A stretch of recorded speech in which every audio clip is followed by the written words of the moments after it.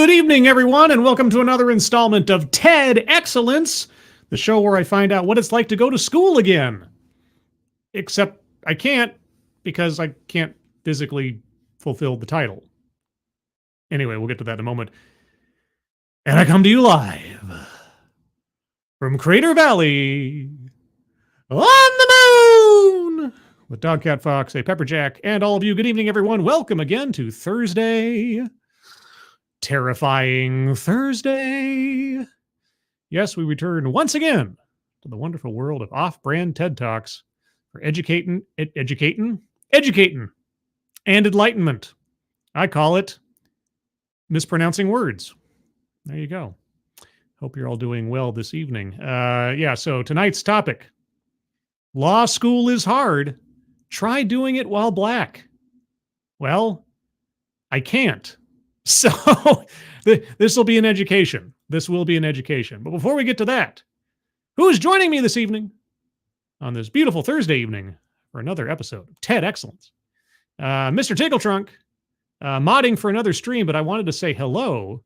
Looking forward to the replay tomorrow, making tomorrow's workday a little more bearable and entertaining. Well, I hope it ends up being so. You never know with these things. It's always a crapshoot. And Mr. Tickletrunk also gave us a dancing, smiley, lovely Dogcat Fox. Oh, Dogcat Fox. Wowie, wow, wow. That's a Keeverdam Dogcat Fox. Thank you, Mr. Tickletrunk, for that. Who else is here? Grand Inquisitor Tyr Alexander. Good evening. Tall Person. Good evening. Noah Sencio. Good evening. Advocatus Diaboli. Good evening. Captain Frost. Good evening. Mike R. Good evening. JB.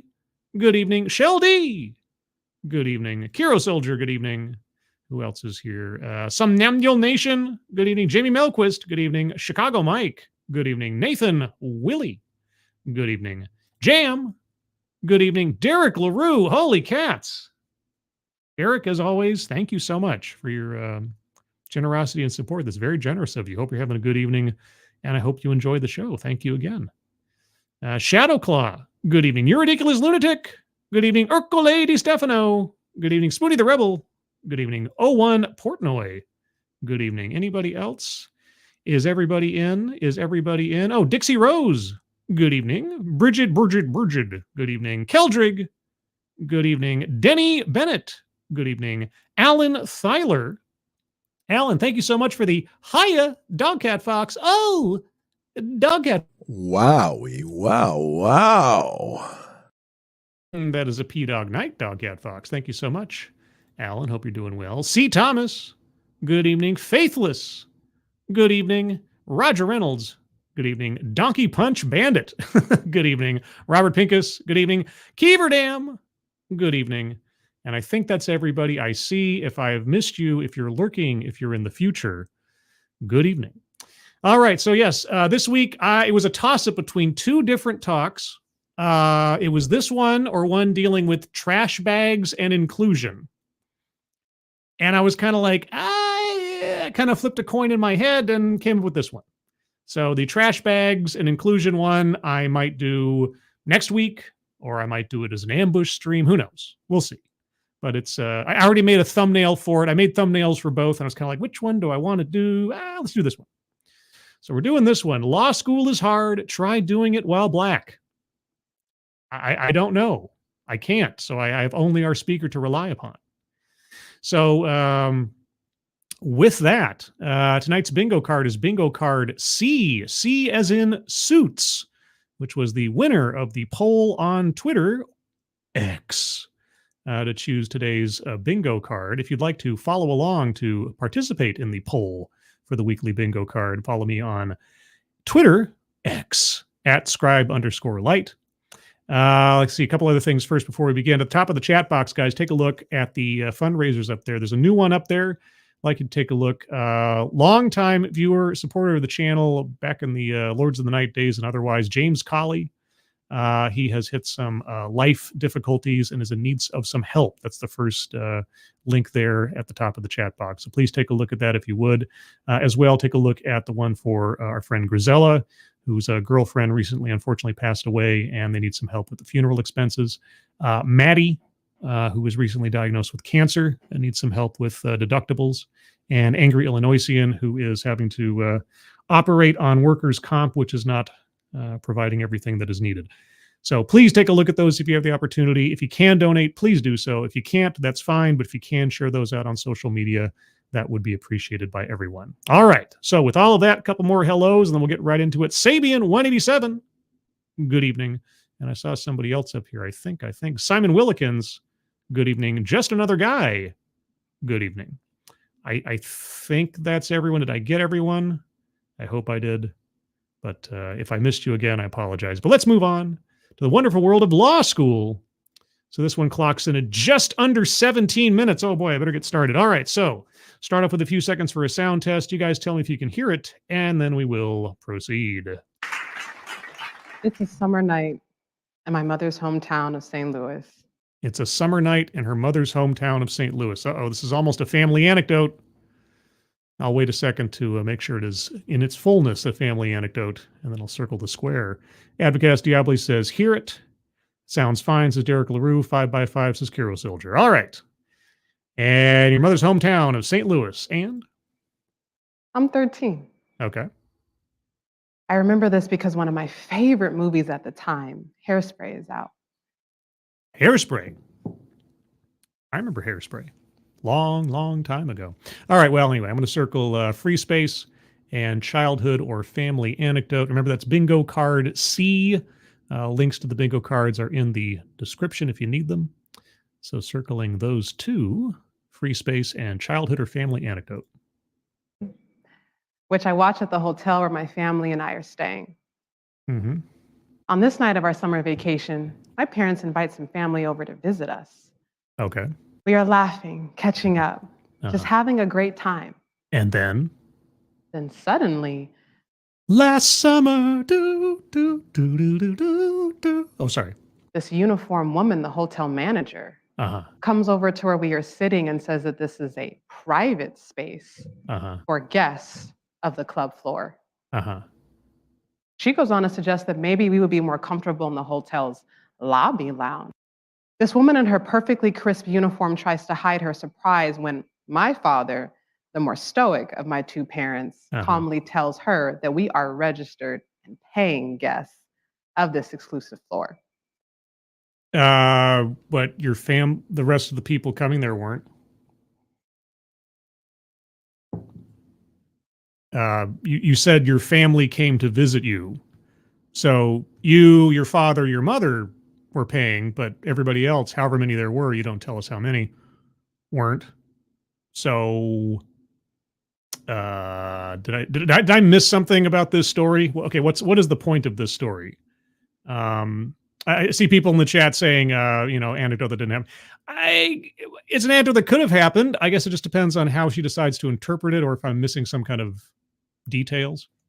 She waves him off. Regardless of whether or not this is true, she says, your family is too loud. Well, yeah, okay. So you had a whole bunch of people there who weren't actually paying guests, and she was, I don't know, was she just trying to keep things calm? Were you guys being loud? And guest policy does not include parties. Okay. She asks us to leave. Okay, that was a false start. She asked us to leave. Okay, well, was she lying? Were your visitors paying guests? No, they weren't. Actually demands it. Yes. I remember feeling confused. Okay, you missed a line. Why is this manager talking to my family like this? Were you guys loud? I mean, I have to ask, were you guys being loud and obnoxious? Molly Okami, good evening. Anybody else I see here before I jump forward? I don't see anybody else. If I missed you, I apologize. Are we in trouble? No. I remember looking around and seeing other families and their guests laughing, having fun. How do you know that they're guests? How do you know they're not all paying customers? Just like us. We certainly aren't the loudest family, We are, however, I can see, the only Black family. Okay, so in the absence of being a mind reader, which I will now circle, mind reading assumes motives, you know that her motivation was because of your race.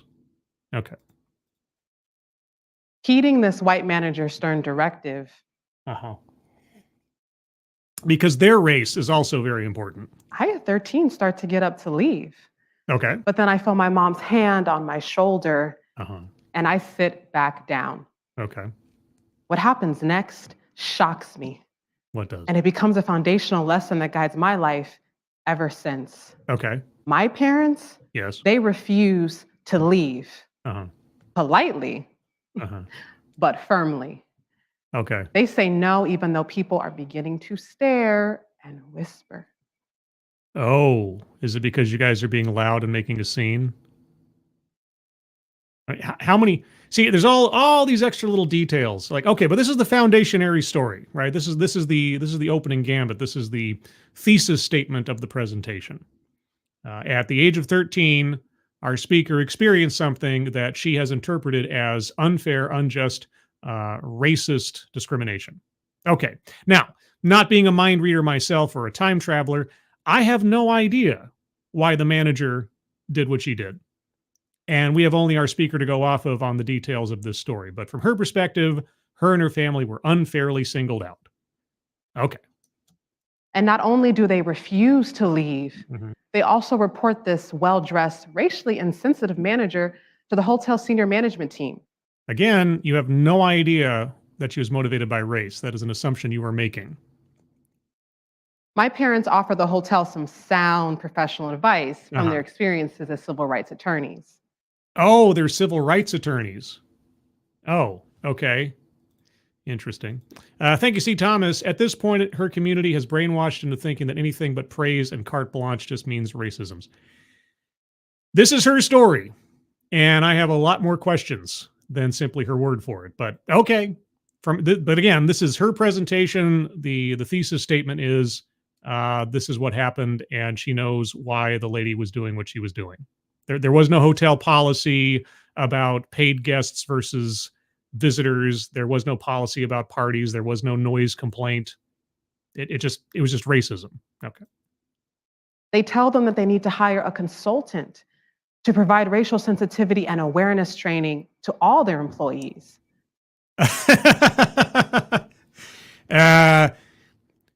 So they need to hire a DEI consultant. I mean, you were 13, and so Hairspray came out. So this is several years ago. This is long before the current hype and zeitgeist. So was the consultant someone that they knew and could recommend by any chance? Or risk having their next encounter with my parents be inside of a courtroom. Oh, really? All right. So your parents were threatening this hotel with a discrimination lawsuit if they didn't hire a diversity consultant. I don't know what the phrase would have been back then, but I'm just going to say DEI consultant. Okay, and that would have satisfied your parents. Okay, gotcha. Now, my parents could just leave and say nothing. It's nearing the end of the night anyway. Oh, wait, this all happened that night? So your parents threatened the manager in the hotel with litigation and ultimatums on the same night. Okay. This would have been the easiest and the least embarrassing thing to do. Oh, yeah. As an adult reflecting back on that night, I have come to learn that what my family and I experience is a part of America's long history of whites policing Black bodies. Or a hotel manager adhering to the hotel policy on guests and sound noise and sound levels. I mean, nothing you have said so far has proven that they were motivated by racism. Nothing. Just your observance around the room. That's it. So, I don't know. You've got parents who are lawyers. You should know something about, evidence. Our behavior. Our attire. Okay. Collectivize his own demographic, circling that one, because obviously everybody operates and thinks and behaves the same way, which is totes not racist, but okay. Our voices. Uh-huh. And don't get me started on how they think our hair is supposed to look. They think your hair is supposed to look. Who's they? Okay. This is your story. Through these reflections, I realized that my parents, no, they don't do the easy thing. They do the right thing. Oh.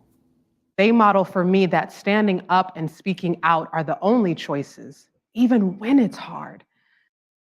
It almost sounds like your parents just constantly are in a victimhood stance, but I don't know. This is your story. Chicago Mike leaves out vital context. Yeah, I think. Thank you, Chicago Mike. I think that's a reflexive. I wanted to give it a minute, but yeah. So leaves out vital context, circling that on the board as well. Also circling plays victim. So circling that one. And now, as far as anecdote that probably never happened, I can believe that happened. I can believe those chain of events happened. So I can believe that happened.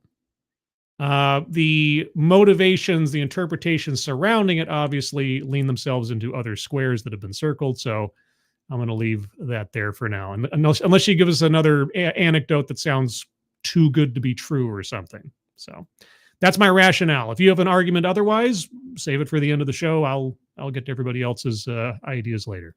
Maybe especially when it's hard and uncomfortable.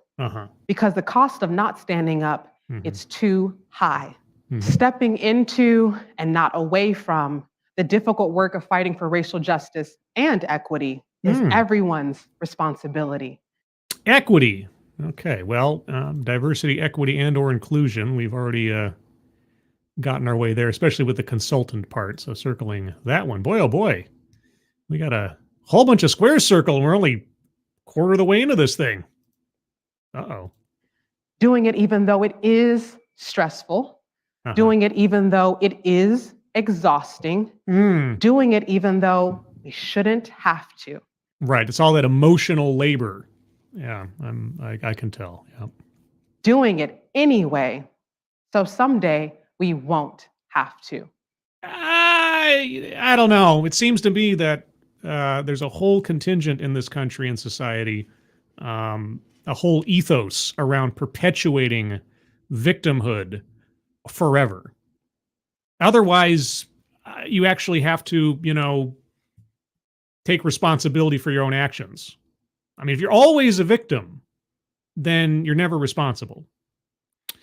But I don't know. Maybe that's just my interpretation of the things that have been thrown my way the last 7 or 8 years. That night in St. Louis is just one of the many examples of lessons that I learned from my parents, Ariva and Ernest Martin. Okay. They show me that I am worthy and deserving of every opportunity that comes my way. Really? Sounds like entitlement. And they teach me my history. Your history. I am the descendant of slaves. So not your history.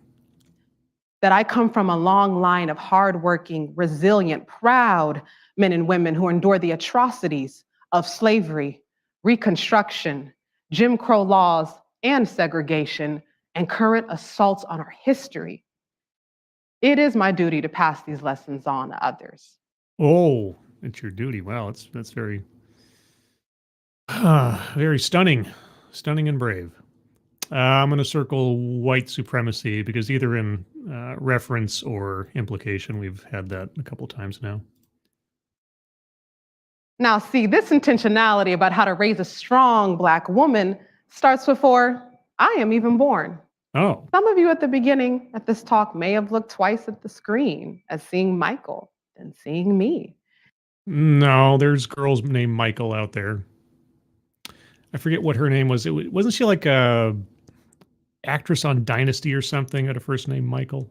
I mean, it's not usual, but it's also not unknown. Thank you, C. Thomas. I think she's the type that argues every time someone asks her anything, no matter how politely, all because she thinks everything is about race. Or, I mean, if you constantly take the defensive stance, because you have some kind of like, inferiority complex or superiority complex, depending on how you look at it. Always looking for that moment where you can take the position where you're in control.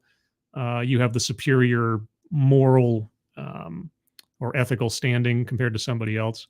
I mean, effectively, what happened was, without any other information, her and her family experienced what could be called a microaggression.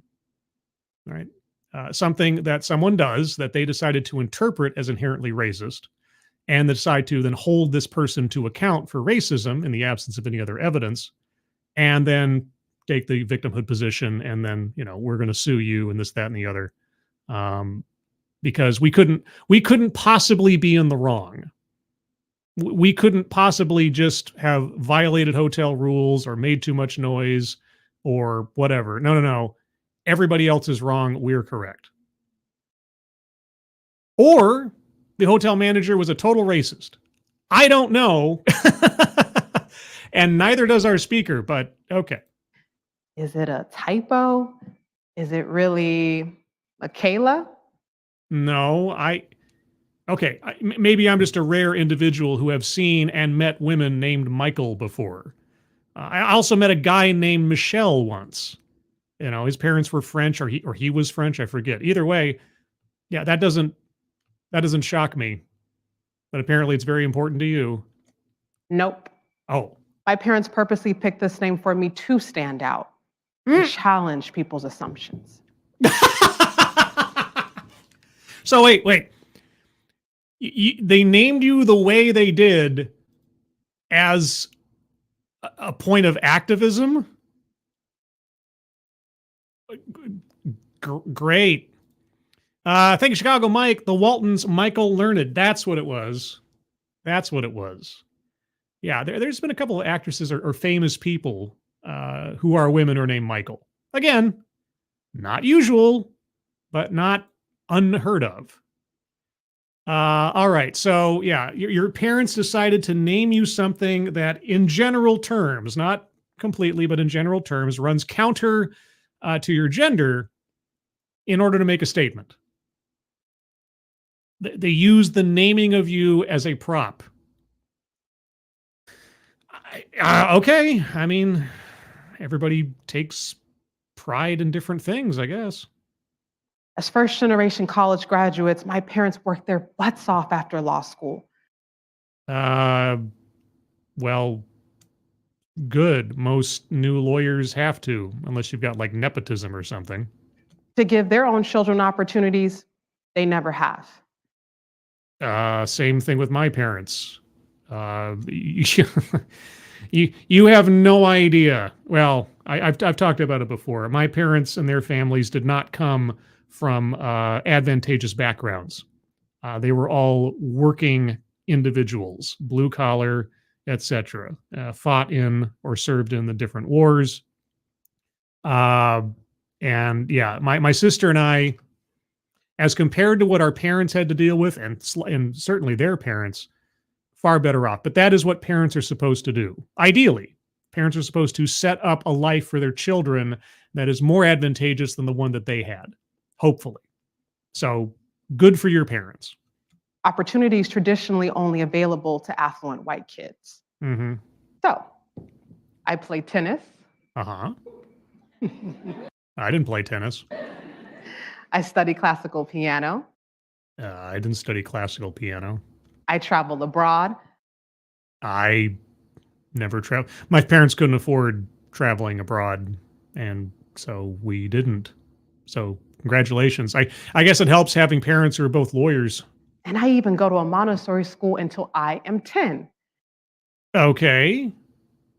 Good for you. And? It doesn't get much more white than that. Oh!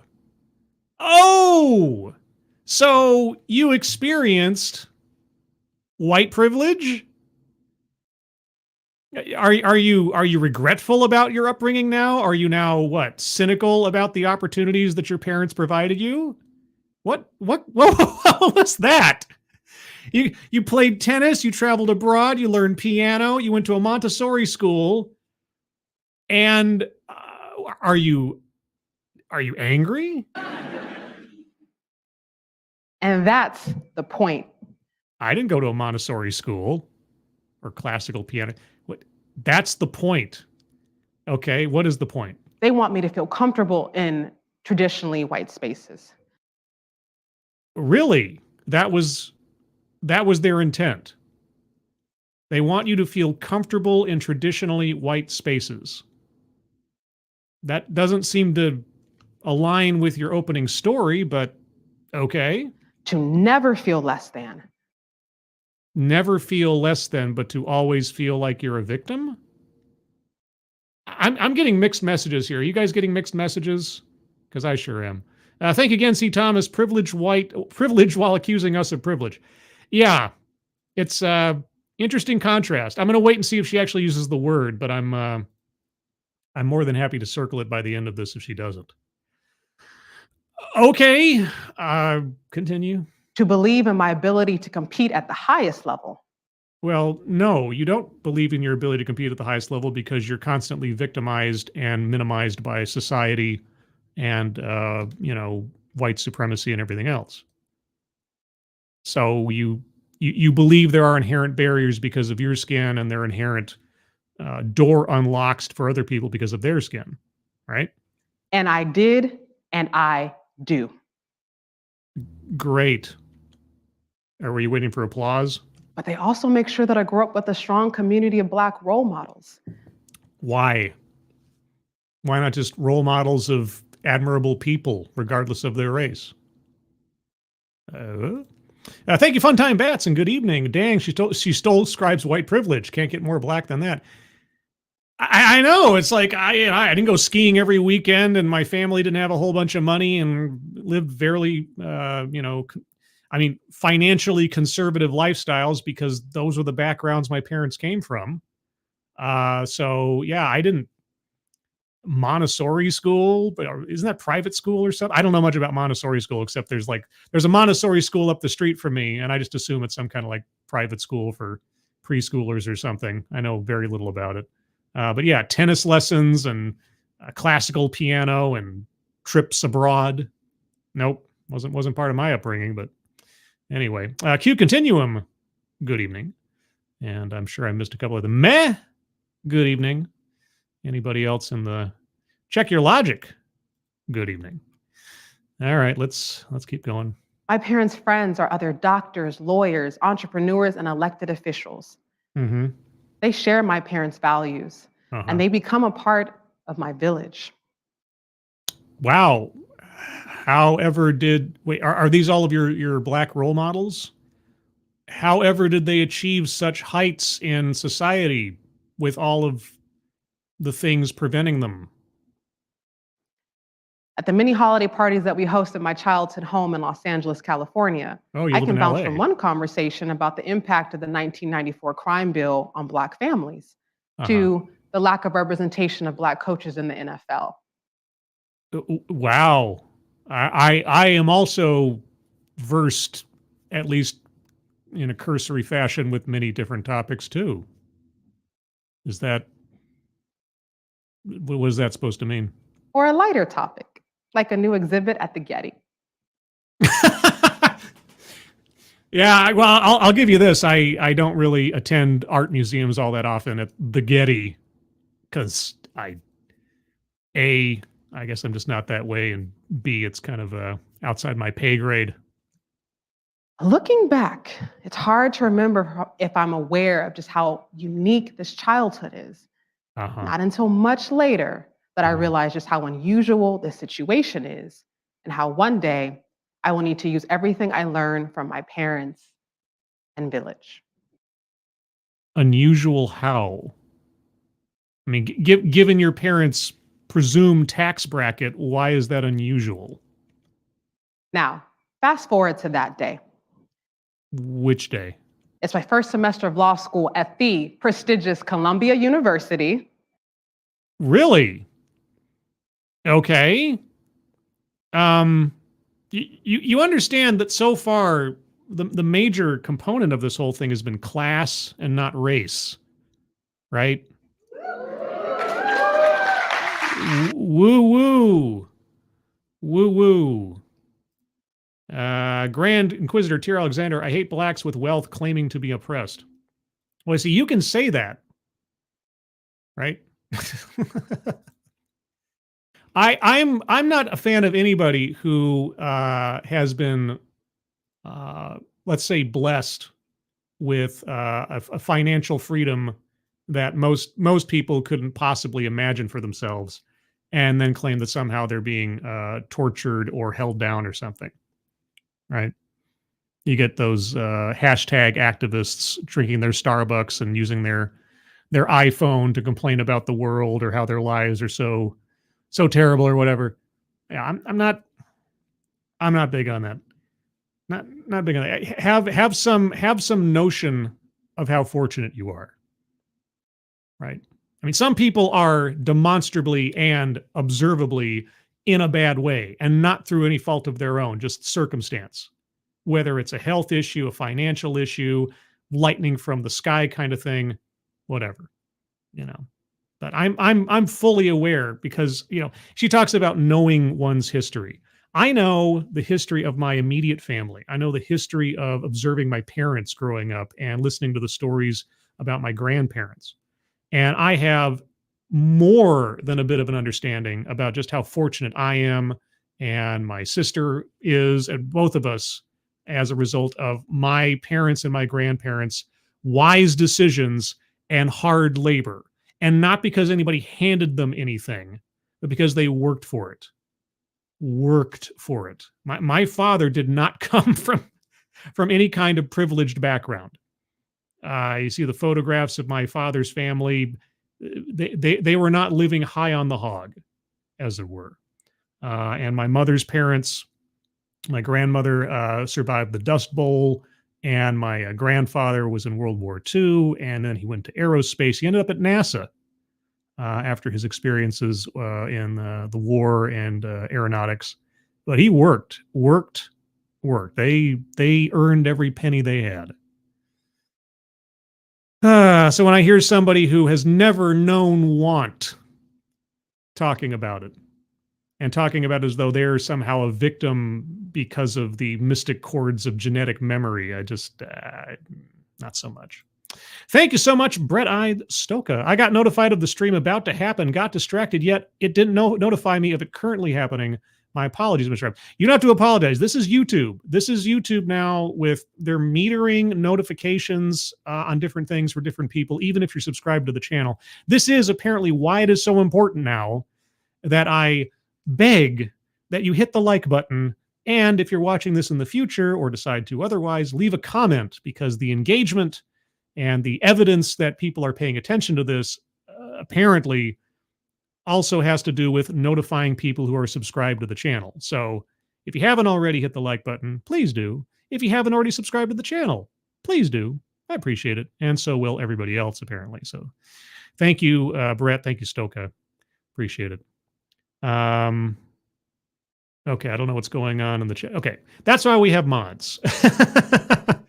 Thank you, mods. It's not often that you have to act, but appreciate it. And I'm accepted into the Graduate School of Business. My lifelong dream of getting both my Juris Doctorate and a master's in business is coming true. Uh-huh. It's sobering, though, when I learn that I will be the only Black JD MBA in my class. Oh, so you're well, I mean, I shouldn't be surprised. You're very, very focused on the skin colors of the people around you. So Columbia University is racist? Or Columbia Law School is racist? Is that it? While my upbringing certainly prepares me for being the only one, it's really confusing. Wait. Why is it confusing? You've lived an entire existence with the cloud of being a victim and racism being everywhere all the time, at all times? Why does it confuse you? How can this be? The luck of the draw for the scholastic year at Columbia Law School? Of course, there are other Black students at my school. But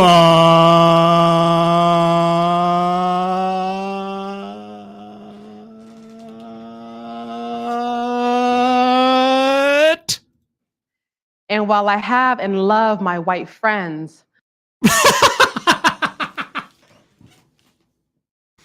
no names necessary. Classify everybody by race. Okay, yep. what I love and need from my Black friends is that village.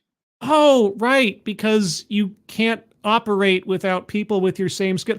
Okay, imagine this was a blonde, white-haired lady standing on the stage talking about how there aren't enough white people around me. I need more white people around me to feel good about graduating from the law school. There are too many coloreds in my graduating class. What is a girl to do? Can you imagine that? I mean, I can imagine it. And I wonder what our speaker would say if that exact same kind of rhetoric was coming out of a blonde white lady standing on this stage. I wonder what any reasonable person would say about such things coming out of such a lady's mouth. Come on. This is almost comical. That shared experience. Yeah. How they just get what it's like. Hashtag sleeping while Black. What? Hashtag driving while Black. Uh-huh. Hashtag activity while being in a racial demographic. Okay, so what? All right, so far I haven't heard anything about what is so unique about being Black in law school. You got into law school, you're going for your JD, and the biggest problem so far is that you don't see people with the correct skin colors around you. Okay. Or hashtag barbecuing while Black. What?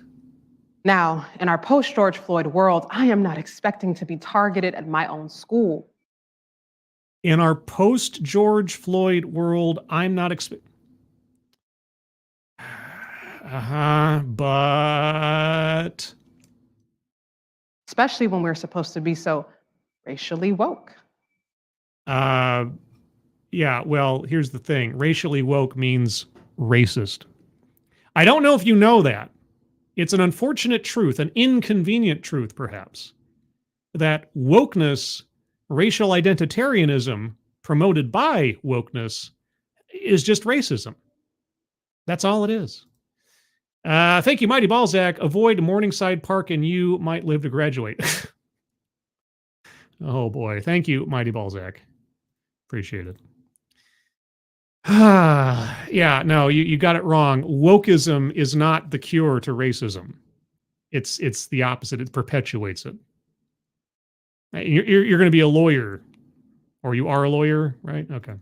Now, my story does not compare to the Black female student who falls asleep in her own dorm lounge, only to be surrounded by police.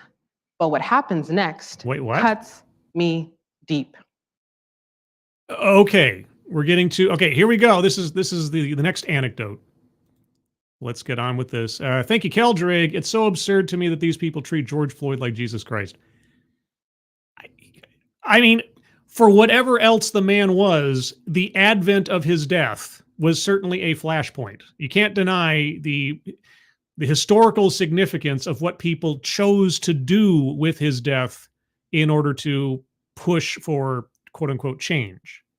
So simply invoking his name and again his death, it still means something.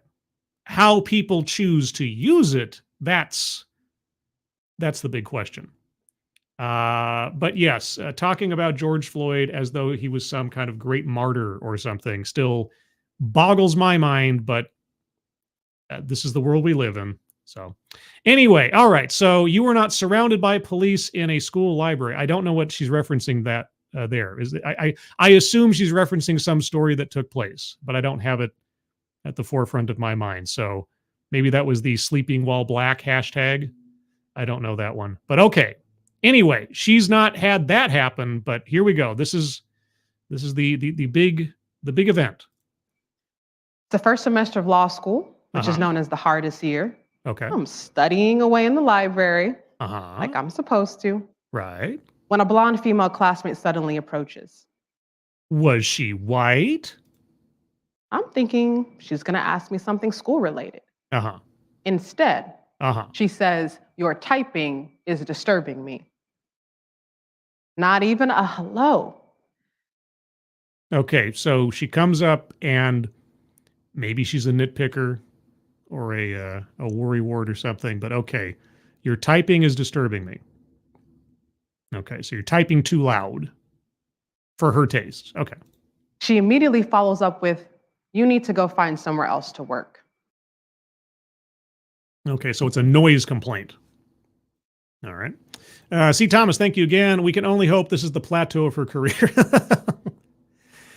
Oh, boy. I can't wait to see where this goes. Okay, so you're in the library.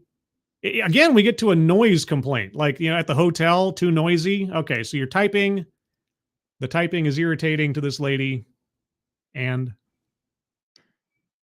I remember just looking at her.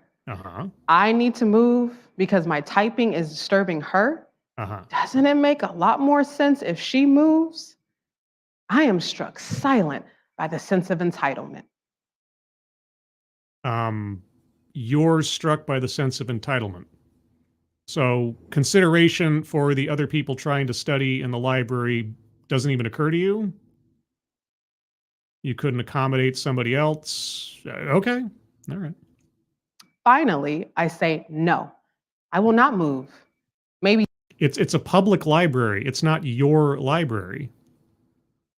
Now, obviously, if she wasn't an official or something, or there wasn't like some other large thing, I don't know how much power she had.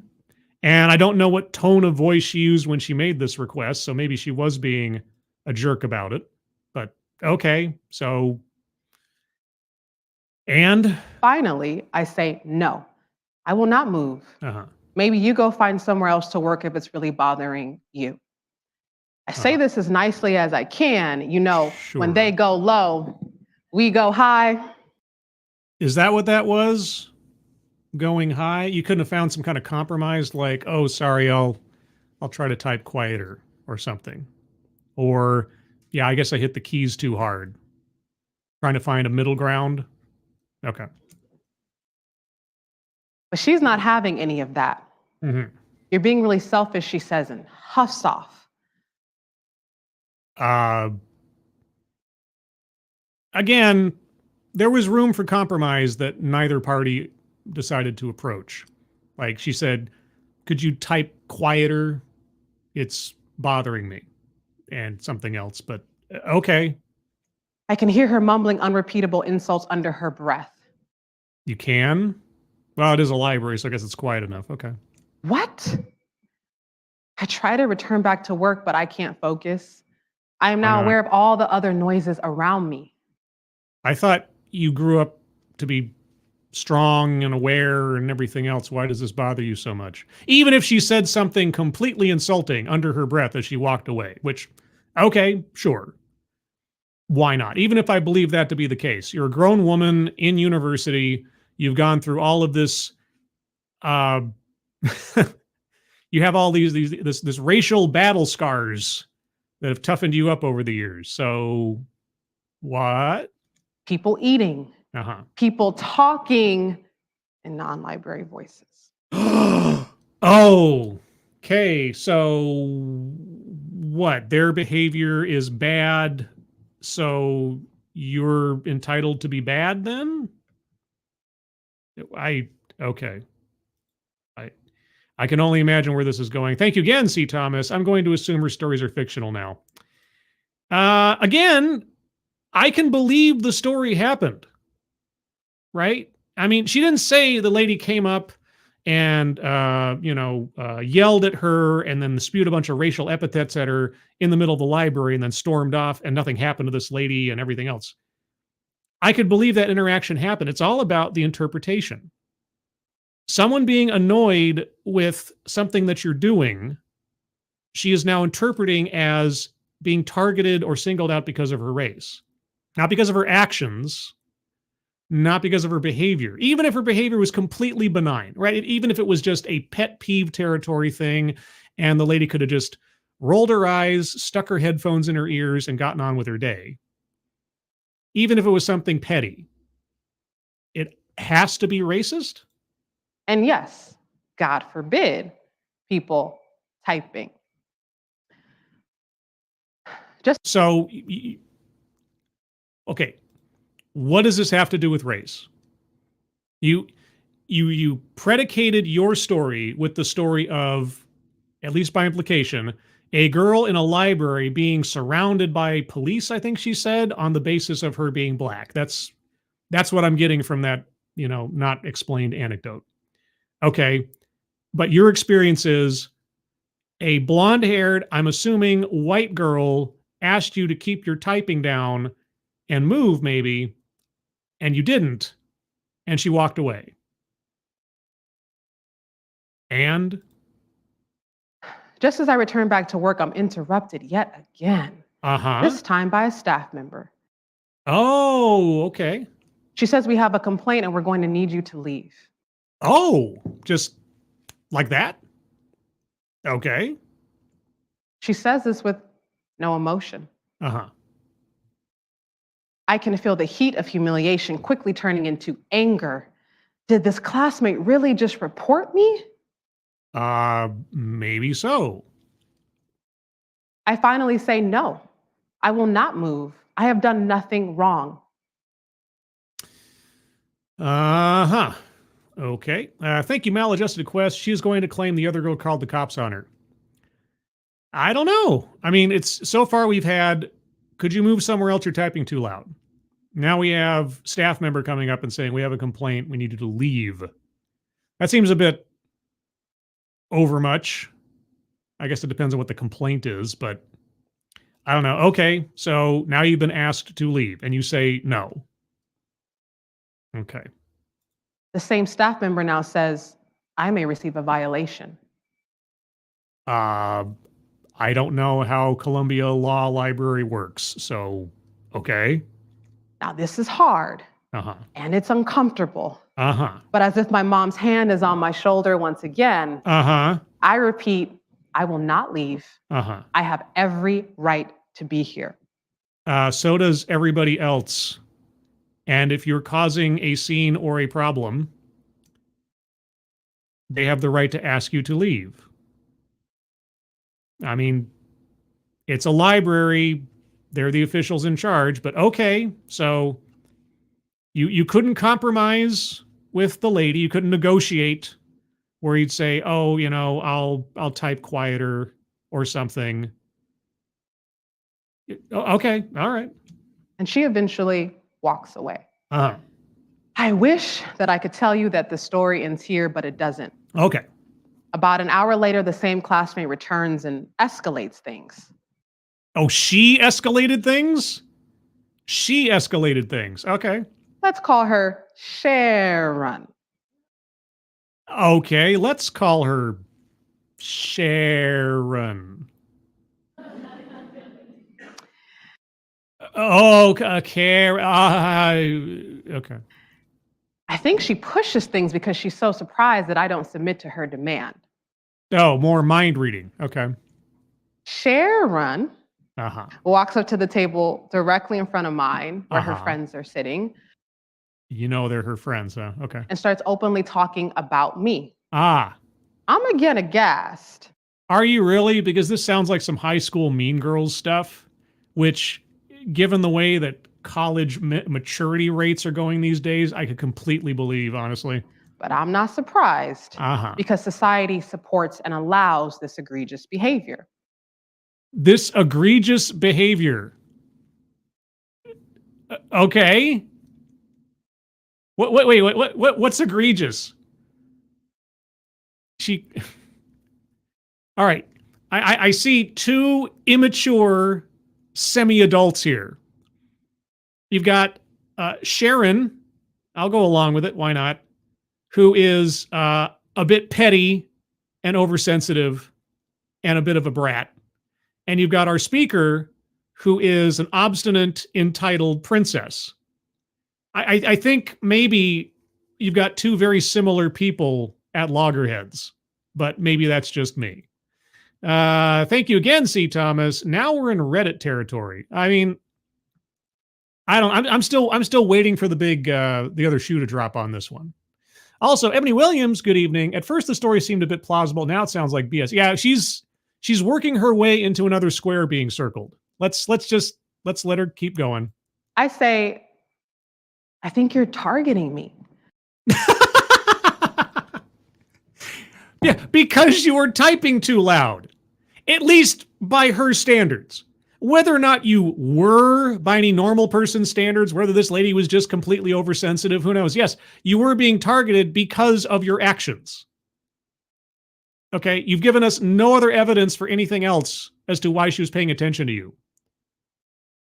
And then, again, you could have been the adult in the initial interaction and tried to reach a compromise. Rather than moving, say, oh, okay, well, have some consideration for your neighbors and I'll type quieter, or I'll take notes instead or something, right? Be the adult of the two. Go high when they go low, that kind of thing. But you didn't. You acted like an entitled individual, just as she was acting to a certain extent. And now, all right, but anyway, yes, you were being targeted. Otherwise, why are you not reporting the other non-Black students who are also gasp typing? How far away were those other students from her at the time? And are they typing loudly? Okay, so you assume racism. Okay. Or for that matter, reporting the students who are breaking the rules by talking and not wearing masks. Oh, not wearing masks. Oh. I don't know. Were you wearing a mask? I try to return back to work, but I can't focus. Sounds like a you problem. Leaving the library, losing an essential study day. Losing an essential study day. Then why did you engage with Sharon after this? Why didn't you just focus on your studies? Why bother with it at all? What is your priority here? You decided to re-engage with Sharon after she turned her back on you. I remember calling my friends, my village. Your affirmation source, yes. They immediately get it. Well, you're the only one telling the story and they're your friends, so, and presumably they also share similar principles and ideology as you. Rallying behind me, offering to come study with me in the library so that I am not alone. They encouraged me to meet with the library administration. The administration affirms what I already know. Okay. That I have done nothing wrong and have every right to be here. You do have every right to be there. And maybe Sharon was just being a little hen about everything. But nothing that you've said has anything to do with race. I tell them that their staff needs better training to avoid being complicit in the racial targeting of its own students. Oh, that's what it is. Okay, so you were targeted. You know what her motivation was. She said it was about typing too loud, but she was just looking for an excuse to try to get one on a non-white girl. You know that to be the case. You have learned some lessons from your parents. The opening anecdote and this one do mirror each other quite well. They are defensive. They are maybe a little uncomfortable. Yeah, being accused of racism where there is no evidence of such, except what you've conjured into existence out of whole cloth. Yeah, maybe just a little bit. I'm going to circle anecdote that probably never happened. I know I waited a while there, but I want to make sure. And let's see, what else? Microaggressions, unconscious bias. At the very least, that has been implied so far. Let me go over the card once. I haven't done that yet, just to verify where we are and what we have left. Okay, so far I have circled on the card, plays victim, leaves out vital context, anecdote that probably never happened, childhood or family anecdote, microaggressions, unconscious bias, free space, mind reading assumes motives, diversity, equity, and or inclusion, white supremacy, and collectivizes own demographic. Now, for those that have not been circled, let's go over those real quick. Weightless example. I mean, for the sake of her talk, every example has pertained to it, I guess. They've been mostly anecdotes so far, so I guess we'll wait and see. Benevolent condescension. I could see an argument, but I'm going to wait a little bit. Self-vilification or wretchedness? No. Feminism? No. Privilege? It's been heavily implied in places, but she hasn't said the word yet, so I'm going to hold out and see if she does. Sales pitch for product or service? Well, certainly not advertising Columbia University, that's for sure. Patriarchy? No. Economic disparity? Yes. Talking about her upbringing and versus her parents' upbringings and opportunities and everything. Maladjusted quest. Thank you so much. I have to wonder if this entitled B doesn't share a class with Karen and acted just like she is now, and she's too thick to realize Karen is someone she has treated like this before, and this is payback. Don't know. It seems to me that you have two people with similar attitudes about their places in the world colliding. That's what it seems to me without any other information. And not necessarily have anything to do with race, because the only person who ever brought up race is our speaker. But she knows that race is a factor. She just knows it without anything else, without evidence. And she's in law school, so, you know. Let's see. Attempt to coin new buzzword or buzz phrase? No. Word salad? No, I've understood everything she's said. It hasn't been just like, you know, words without meaning. Marginalize marginalization. Yes. Both for the family story at the top and other things mentioned since then. Contradicts own point or argument. There was something I said earlier that I'm now forgetting when she was talking about her upbringing and how white it was. I'm blank. I know I said something that would fit, but I'm just now blanking on it. Maybe someone in the chat can remind me later. Systemic, institutional. Yeah, she talked about these systems that allow for these things to happen. A list. Now, she hasn't used a list yet. And argumentative non sequitur. That's a tough one. I don't think so. Not yet. Okay, so far on the board, once more, plays victim, leaves out vital context, anecdote that probably never happened, childhood or family anecdote, microaggressions, unconscious bias, free space, economic disparity, mind reading assumes motives, diversity, equity, and inclusion, marginalization, systemic or institutional, white supremacy, and collectivizes own demographic. So we got a lot on the board. No bingos yet. We're close to a couple. Let's see where we go. But they eventually agree. However, they do not offer to interview or otherwise engage the student. And this is an important misstep.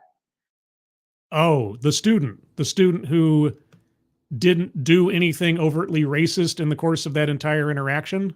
Okay. Because without having to confront and take responsibility for her conduct, it's responsibility for her conduct. She was rude. That's about as much as I think you could possibly say about the situation. She was rude and perhaps petty. And what? What do you think should befall this Sharon? Responsibility for her conduct. It's likely that she'll continue with this kind of behavior. And thus she will continue to reap the rewards of such behavior. This is the thing that I try to practice as best as I can in life. I don't know if you want to call it karma or something, but when you encounter someone in life who is a demonstrably, or maybe just from your interpretation, demonstrably bad actor in one way, shape, or form, not necessarily a criminal, but just somebody that, behaves badly, treats people badly, and so on. Okay. There are two possibilities in the future of this person. Either they will continue behaving the way they continue and they will reap the rewards of their negative behavior. You know, I mean, sometimes jerks get success when they don't deserve it, ethically speaking, but ultimately things come back around to bite them. It's just the way of things. So either they'll keep going and keep reaping the rewards, or at some point down the line, they will realize, either by self awareness or by some reaction of somebody else or whatever, that they have been behaving badly, and they will seek to change their behavior. Signifying that they acknowledge it was bad behavior. Either way, it's not your problem. Just let it go as best as you can. Now, don't get me wrong. I still hold grudges against some people, in a sort of distant way. But I don't go around thinking that everybody's got to be punished or something. If I've achieved some kind of satisfaction from a conflict, is the other person going to learn their lesson? I don't know. Is it my job to make them learn their lesson? I don't know. But okay, what should have happened to this lady? I wonder if she'll tell us what she thinks should have happened to this lady. And if she continues doing it anyway, despite knowing better, well, I don't have a good answer to that yet, but I'm working on it. Wait, I missed something. Sorry. So basically exactly what I just said, right? If somebody continues behaving badly, then it's not your problem anymore. They are the problem. They'll create their own problems for themselves if they don't learn to be a more mature or kind person. So why is it, what do you care at this point? Step. Because without having to confront and take responsibility for her conduct, it's likely that she'll continue with this kind of behavior. Right. And if she continues doing it anyway, despite knowing better, well, I don't have a good answer to that yet, but I'm working on it. I don't know what that means. What does that mean? It sounds vaguely threatening. Like, you're going to take some kind of vigilante action on her if you monitor her long enough and you don't see her doing or behaving the way that you want her to? Like, what? Are you trying to get her expelled? I mean, what? There's so many questions. Now, I'm no DEI expert. Oh, DEI! I could have waited and gotten the whole thing. DEI. You're not a DEI expert? Well, let me tell you something. There's no such thing. Trust me, you do not need a college degree to call yourself a DEI expert. Really, it's very simple. It's very simple. And in fact, you've basically done the opening steps to becoming a DEI expert. You went into a room, you didn't see enough people who have your skin color, therefore you know there is a problem, right? So after that, you just have to start finding solutions. You just have to start talking to people in charge to get them to change their ways and their policies to adhere to your racial identitarianist ideology. Oh, wait, you are a DEI expert. You're doing exactly the same things that any DEI consultant eventually does or is expected to do. Trust me, you actually are. You don't even know it. Or maybe you do. I don't know. But I have been Black my entire life. Oh yeah. Yeah, you've been Black your entire life. You were raised white by your own definition, and here you are, the victim of typist oppression. Okay. Bestow me your melanin wisdom. And I want to share with you 5 important lessons from my lived experience. Oh my gosh, 5! That's a list! That is a list, circling a list. Oh my gosh, 5 lessons from her lived experiences of keyboard conundrum. All right, go ahead. Now, we all know how the Ivy Leagues love acronyms. Sure. If you say so. We all know. Again, mind reading assumes. Actually, it might also be benevolent condescension. I don't know. Because I've never been to an Ivy League school, not even to this visit. So I have no idea. Think again, maladjusted quest. Notice how she has not taken out her phone to record this incident to provide context to the situation. I mean, maybe you mean the library thing? Maybe she left it at home, or maybe she was maybe they had a turn your phones off in the library rule and she followed it. I don't know. So, oh well. We just have to take our word for it. Anyway, yes. What were you saying again? Sorry, I cut her off. Lessons from my lived experience. Right, your lived experience. Now, we all know how the Ivy Leagues love acronyms. No. So, I have one for you. Uh-oh, is this a new buzzword, buzz phrase? My parents would just love how I'm putting their tuition dollars to work. You know, I don't know if that was said ironically or not. The acronym is ACRA. Okay. Okay. Well, let's think about this for a second. ACCRA. For those of you listening at home, she has put up a card of her acronym, ACCRA. So what can we guess are the words here? So in all seriousness, let's see.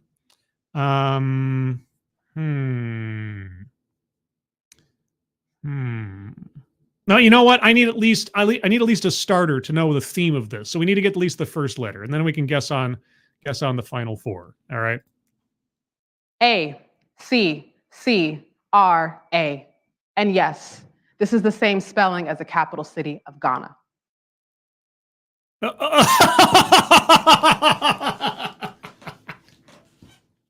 Oh, Ghana. Okay, what does that have to do with anything? Oh man. Okay, I'll take your word for it, literally and figuratively. So what? Accra. Yes. Are you ready? I was born ready. A.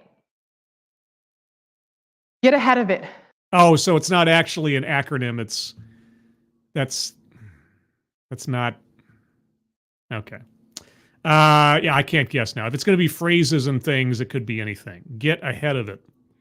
Right. So assume racism before you have evidence and take that stance immediately. We know these dynamics exist. These dynamics. Okay. We see evidence of them every day. Yes. Well, I see castles in clouds occasionally too. So obviously that's what they are. Take the steps now to make genuine DEI efforts a part of every staff training, every mentoring program, every evaluation process. Are you sure you're not a DEI expert? Because this is precisely DEI rhetoric, both advocates and officers in companies. C. Create. Oh, now we're back to individual words. Okay. Create opportunities to listen to Black people.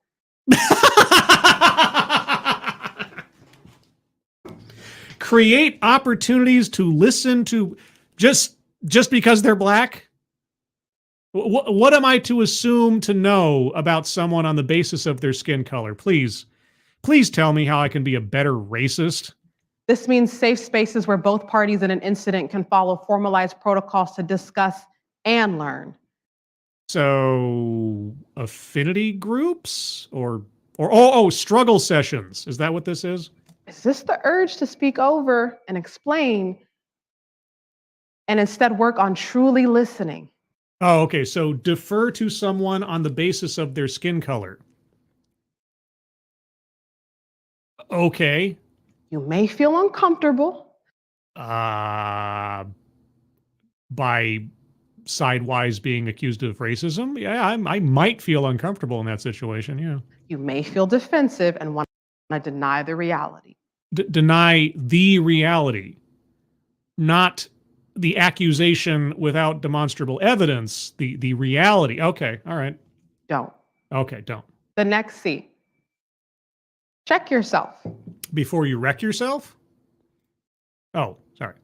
You're ridiculous lunatic. Thank you so much for the dog cat fox. Oh, dog cat fox. Wow, wow, wow. That's a drunken uncle, Dogcat Fox. Thank you so much, Luna. Appreciate it. JD, check yourself before you wreck yourself. Check yourself when you make assumptions based on outdated tropes about who belongs where.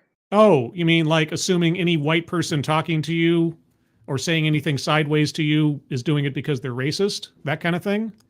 Do you follow your own rules in that regard, by any chance? Or are these lessons for the other in this scenario? I'm not quite sure who's supposed to be using this acronym. We have all been inundated with negative messages and stereotypes since birth, creating biases in our brains. Speak for yourself. Biases that cause us to assume who belongs and who has the right to occupy certain spaces. Speak for yourself. I'm also going to circle now benevolent condescension, because I feel like I was just a little bit, just a smidge. Openly discuss these biases. R. Reflect. Immerse yourselves in situations where you are not the dominant one. Not the dominant one. In most situations, I'm not the dominant one, unless we're talking about certain activities with lady friends of mine over the years. What do you mean dominant? Or are you talking about demographic? Be vulnerable. Reflect on what it must feel like to suddenly be the only one. Why? Well, I mean, okay, well, it's not that difficult for me to do so. You know why? Because I was picked on and ostracized as a kid because I had glasses and I was shy and I was a little bit smaller, a little bit more stoic than the other kids around me. I wasn't out for sports. I was reading my comic books or just keeping to myself because I was picked on and so on, kind of vicious cycle kind of thing. Right? And so I felt alone. I felt like the only one because I didn't have anybody else around me. You know, attributes that I had back then that separated me from other kids today.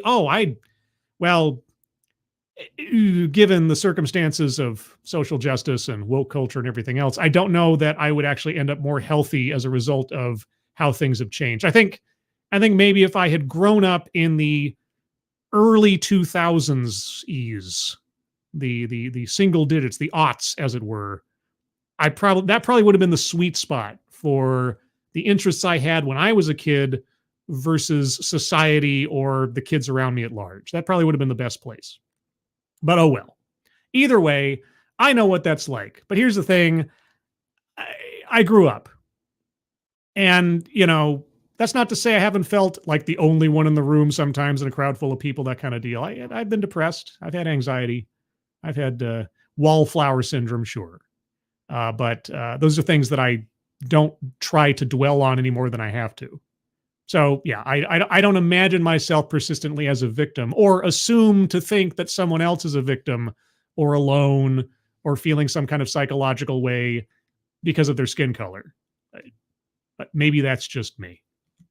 After George Floyd's murder, Oh, for crying out loud. Books like White Fragility have been widely popular as white people seek to educate themselves.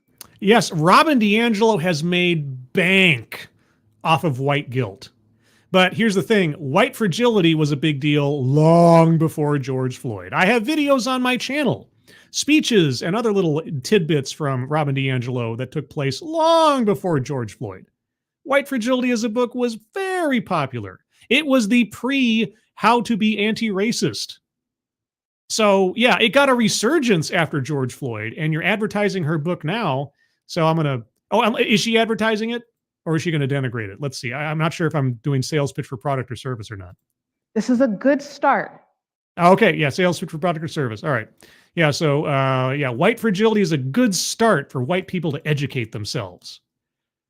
Unless you've actually listened to Robin DiAngelo or read her book, which I tell you, boy, oh boy, it's a great education. Especially, there's a, I did a video, I think it was a live stream, one of my early live streams, where Robin DiAngelo was reading passages from her own book at some university or something. And I forget the title of the video. It's something like I made some kind of pun in the title about pale pales in comparison, something like that. And she reads passages from her own book, and as she's reading them, she even points out her own contradictory thoughts on it. It's something to witness. It really is. You learn a lot. Okay, White Fragility, Robin DiAngelo, White People Educate Yourselves.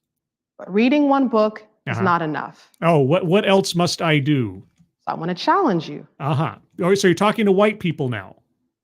So this entire thing has been for the benefit of white people. Oh, okay. To add to your own reading, podcast, and documentary list. Mm-hmm. Some of my favorite books on this topic are The Post-Traumatic Slave Syndrome and The Vanishing Half. The post-traumatic slave syndrome. Are you experiencing the post-traumatic slave syndrome with your tennis lessons, classical piano, Montessori schools, traveling abroad, Columbia University, JD, and everything else? Is that what's happening? Thank you, Angelverse, so much for the lemon and the lime. The little lemon. Oh, it's a little lime and the big lemon. Thank you, Angelverse. Appreciate it. All right. Only about a minute left, guys. We'll get there. Check out the podcast, Nice White Parents, and the 1619 Project. 1619. Oh, good Lord. CRT on parade. Sure. Nice White Parents. Good gravy. What kind of, I wonder what kind of law she is hoping to work her way into. And one of the most informative documentaries that I've seen on this topic. 13? Or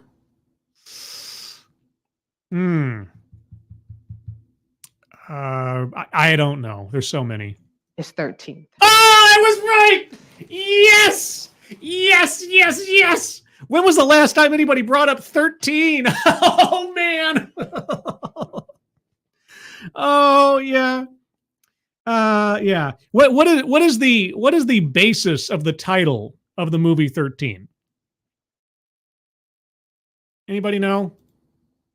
Okay. Look up the documentary 13. Look up what the title is based on, and then look up how accurate is the information upon which the title is based.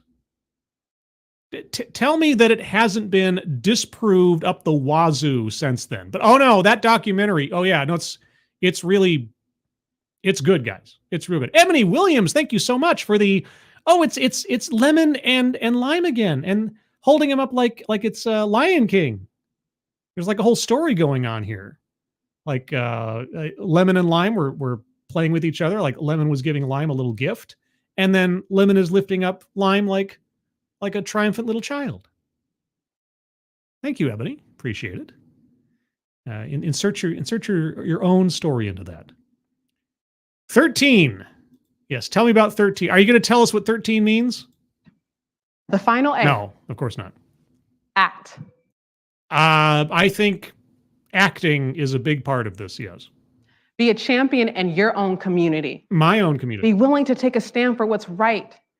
Find inspiration from Florida Black history teacher Pastor R.L. Gundy, who resigns over the whitewashing of American history that he is forced to teach.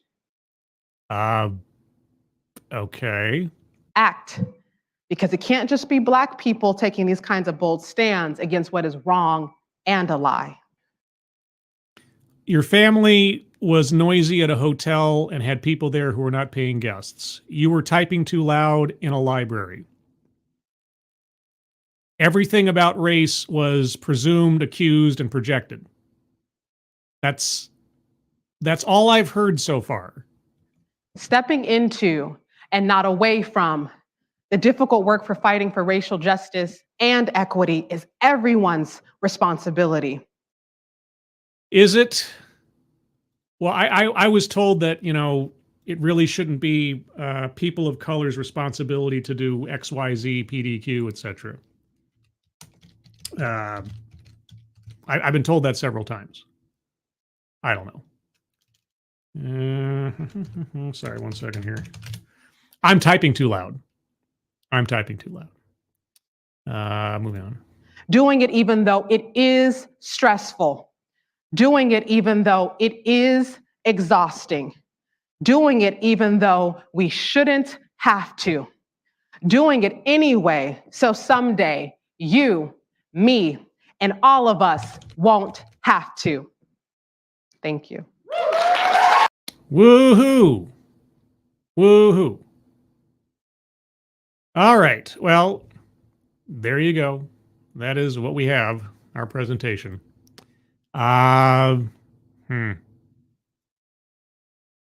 Let's see. I was trying to find the whole 13 thing. Did you say 13 or 13th? I'm confused. Huh. When did that come out? See, I thought there was, maybe I got mixed up. I think I might have gotten mixed up. Because there was a documentary I thought was just called 13 from back in like, I don't know, like 2016, 2017. What was the one I was thinking of then? I must have got myself mixed up. I apologize. If she said 13th, okay, that's a completely different thing. I was thinking of a reference to something from a really old video of mine where somebody brought up something, and I was confusing it with something else. All right. Well, anyway, my mistake. Doesn't matter. Moving on to the bingo card. That's our presentation. Here's the bingo card as I have it. One moment here. And then we revise that. There we go. All right. We are dangerously close to a couple of bingos here. So I'm going to go over it one more time myself. If you have arguments for squares to be circled, hold on to them for just a moment, and I will get to you presently. Weightless example. What was her argument? What was her argument? I mean, the title of the presentation, again, was Law School is Hard, Try Doing It While Black, except that nothing she told us, overtly or otherwise, had anything to do with her being black, except for her telling us it did. So, in fact, the one example she gave us from law school had nothing to do with the title of the presentation. She still went to law school. She still studied. The only hardship that she talked about was not seeing people who looked like her and then one event in a library. So I think I'm just going to have to, well, do a double? How's that? I had a dog, and his name was... What? I had a dog, and his name was... Bingo! Of course! Bingo. What? Bingo! Yeah! Of course! Of course! 2 bingos for the price of 1. There you go, guys. Starting off with a couple of bingos. That's fun. And Alan Thyler, thank you so much for the thank you, Dog Cat Fox. Oh, Dog Cat Fox. Wowie, wow, wow. There's a ranting monkey, Dog Cat Fox. I still have to get him to do like a longer wowie wow, something a bit more epic. I should ask him to record for me an epic wowie wow wow. And I got to get some from some other people too. There's I've made new internet friends in the time since I made all these. I gotta get some more of those from people. I'll see what I can do in the future. Okay, moving along. What was next? Self-vilification or wretchedness? No. At no point was she ever in the wrong about anything. There was nothing to negotiate over, apologize for, or climb down from. Feminism? No. She actually didn't bring up gender, really. Not really. Privilege, yes.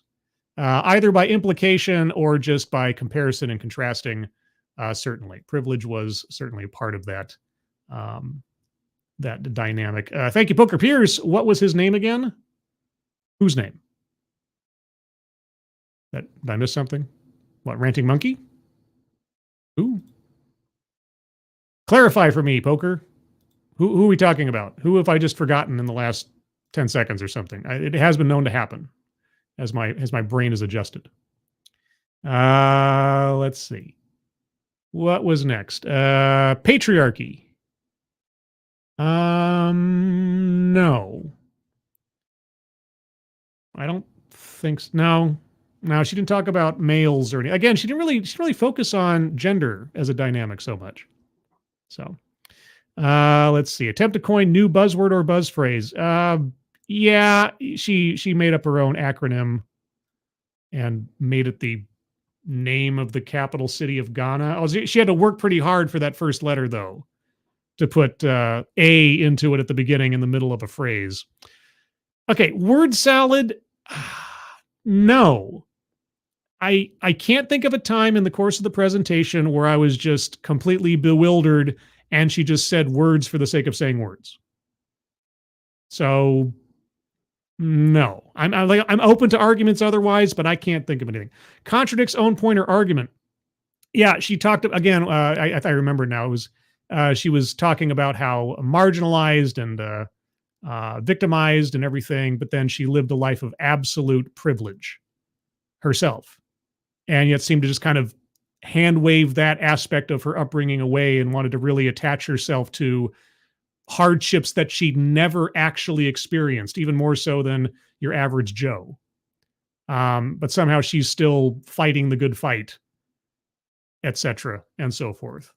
And so, with that, Bingo. What? Of course! we have our third bingo. All right. Moving on to argumentative non sequitur. Okay, this is another double bingo square. So argumentative non sequitur. She brings something up that has nothing to do with anything. Something that is effectively detached from her narrative.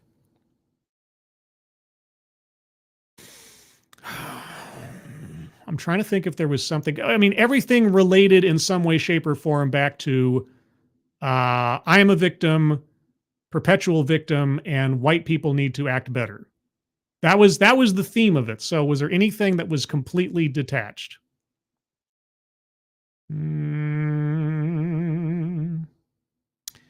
Not sure. So with that, I'm going to leave it up to you guys. And it had better be a good argument. It's a double bingo, so it's not. I need a really effective example. I mean, it doesn't have to be complicated. It might be something I'm forgetting, but it has to be very clear and without too much ambiguity. So that's the only standard I have otherwise for that one. But let's go to your comments. If you have an argument for a square yet to be circled, please put it in the comments now. If I've missed it, please just repost it. And it's easier for me to see if you tag me in your comment when you're making an argument. Otherwise, I'll scroll up and see what other people have to say. Q continuum. Patriarchy. The end of the acronym was a slight at the entirety of the patriarchy. Remind me what the end of the acronym was again? ACT? Was that it? I don't know if she was talking about the patriarchy. This talk had more of a theme of race than it did about gender.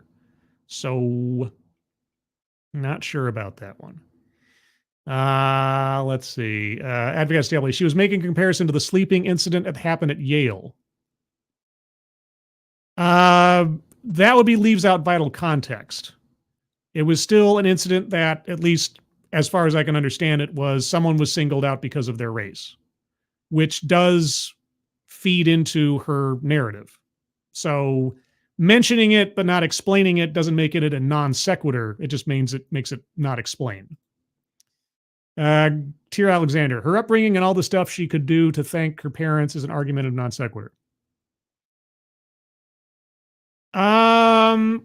Well, no, they prepared her for the real world as she sees it and inspired her outlook on how to confront the things that she was confronting.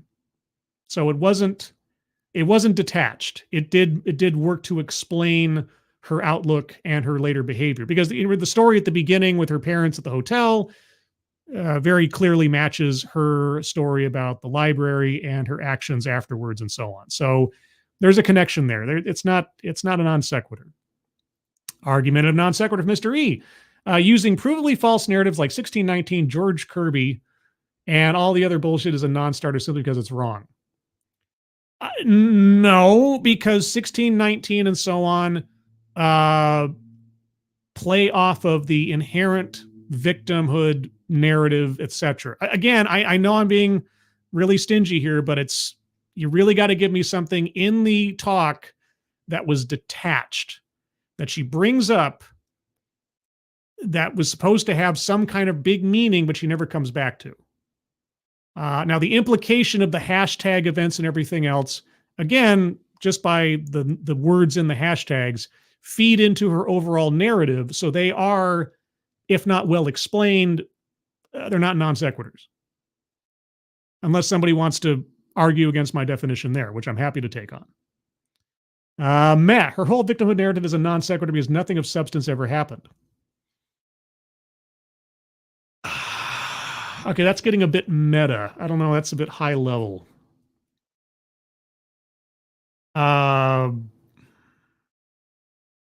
Weightless example would fit that better.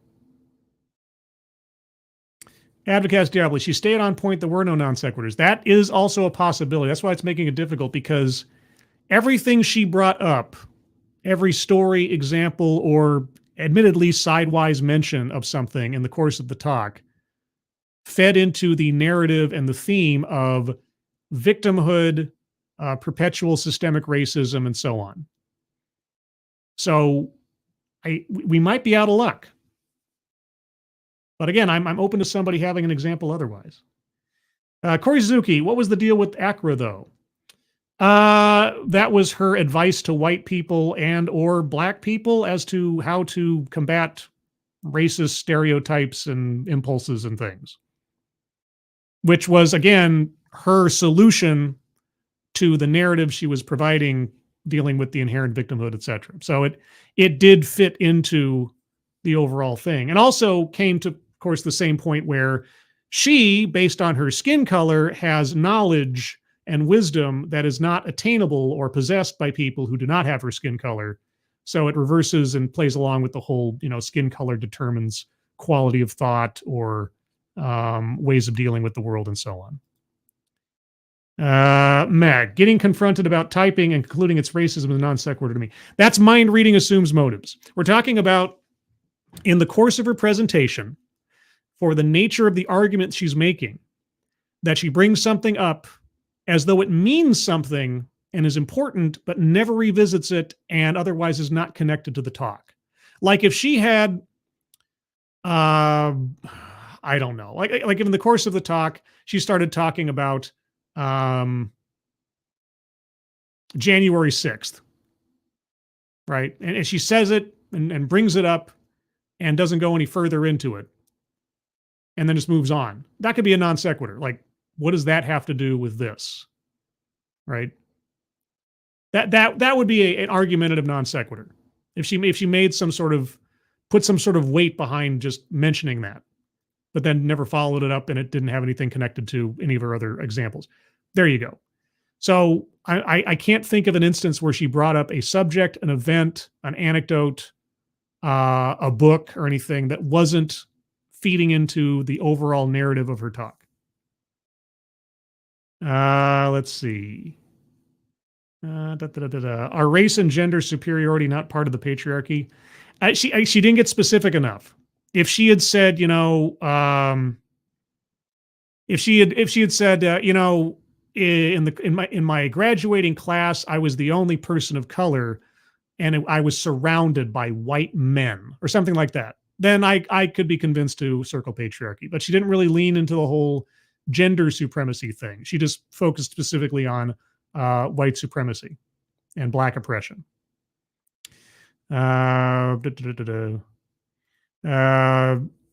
Right, the girl passed out in the dorm. Yeah, this is, if I'm not mistaken, she was referring to that as the quote unquote hashtag sleeping while black. I'm not personally familiar with the story, but I'm assuming that's what she was talking about. So again, she brought that one up specifically because it took place in a library and her anecdote had to do with a library. And again, as far as I know, she was being targeted, or the hashtag individual was being targeted because of her race, as the story goes. So I don't think there's a hope for that square, guys. Yeah, I'm not only the high standards I hold for a double bingo, but also just in the nature of the presentation. I don't think there is one.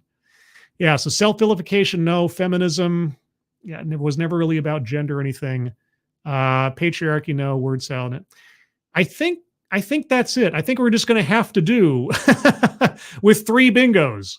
I know it might be rough, but I think we might have to do with 3 bingos. Well, so there you go. Yeah, so that's law school while black. Or sorry, law school is hard. Try doing it while black.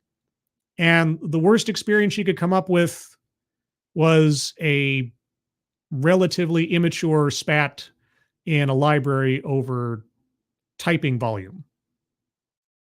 I mean, if that's the worst that happens in law school, that you can draw a connection to your race, I think you're doing okay. I think you're pretty sure. Corey Suzuki, I want to know why she said, didn't you know that Accra is also the capital?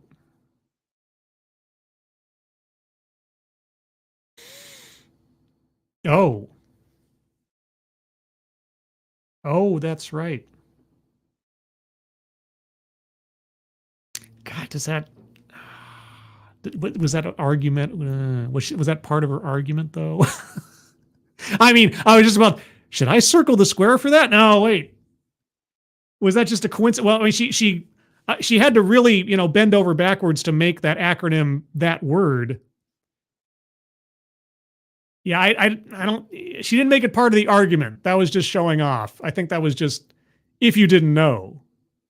Like, how can I also connect my acronym to black culture or something in some way, shape, or form? Yeah, okay. I was close. I was for a second there, I thought, was that an argumentative non sequitur? No, that was just her being cute, I guess. I don't know. Anyway, I think we're gonna call it there, guys. 3 bingos, and we're over the hour and a half mark that I usually like to try to wrap these things up with, to keep it, relatively concise, at least as long as your average film. But before I go, first and foremost, in the chat, I put the link to the Discord server. The Discord server is a place where you can go to talk to other people who follow the channel and watch the shows and kibitz about all types of things. Not just the shows, but just about anything that comes to mind. If you'd like to join the Discord, all you have to do is click on that link. You'll find yourself landing on the landing channel called Say Hello. And in addition to saying hello, you just have to say the secret word. The secret word tells me and my moderators that you actually watch the stream and have thus earned the right, the privilege of joining the Discord server. And today's secret word is Accra. Why not? A-C-C-R-A, Accra. It's as good a word as any, I suppose. It's also the name of the capital of Ghana, apparently. Let's see. Also, the Sunday stream. The Sunday stream is the stream I do on Sundays, because Sunday is the day to stream on Sundays. The Sunday stream is at 8 a.m. Pacific, 11 a.m. Eastern each Sunday, where I talk about a thing. I don't know what it'll be yet. I usually decide that on Saturday. This week, it's looking like it might be immigration news. We'll see. I might come up with something else. We shall see. And Corey Suzuki, before I forget, you tried. You did, and I appreciate it. And you got me there for a second, had me thinking about it, which is what this show is all about. Thinking about what is being said, how it aligns with the bingo card, or just for the sake of the quality of the argument. So there you go. Everyone, thank you so much for joining me for this. Really appreciate you coming out. Hit that like button if you haven't already. Leave a comment. Oh, by the way, and I should mention, if you have an argument for a square to be circled that was not mentioned here, or somehow I missed it in the chat, you can leave it as a comment after the show's posted up. And if it is convincing enough to me, I will, at least retroactively, circle that square. And if it does actually lead to a bingo, well, I'll say so. And I'll give you credit for it. I have done it at least once in the past. It could happen again. You never know. Everyone, thank you for joining me. Moderators, thank you for keeping an eye on things, even though everyone here is mostly, we had one incident today, which is kind of odd, but mostly well-behaved, that you have very little to do. Everybody who donated, either to myself or, please, if you haven't already, take a look at the GoFundMe's pinned to the top of the chat box to our friends James Colley, Grisella, Maddie, and Angry Illinoisian. If you can donate, please do so. If you can't, that's fine. Please do share those out on social media. Otherwise, appreciate it. Everyone, I hope you have a good rest of your Thursday. I hope you have a good Friday ahead of you. Weekend as well. I hope you're all safe and well. If you are not well, please get well soon. And I will see you on the next one. Take care. Bye-bye.